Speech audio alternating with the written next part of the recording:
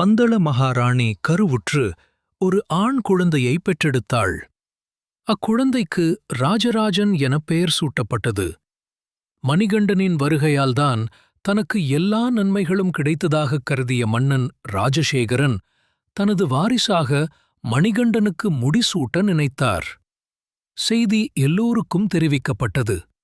அடுத்த அரசனாக வர ஆசைப்பட்ட அமைச்சர் மட்டும் அதை விரும்பவில்லை.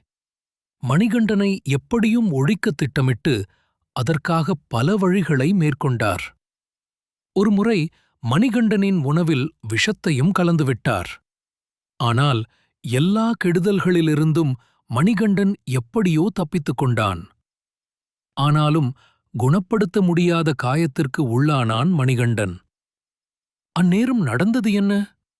வாருங்கள், அடுத்த வீடியோவில் பார்க்கலாம். சபரிமலை பயணத்தில் உங்களுக்கு மிகவும் பிடித்த விஷயம் என்ன? கமெண்டில் சொல்லுங்கள்.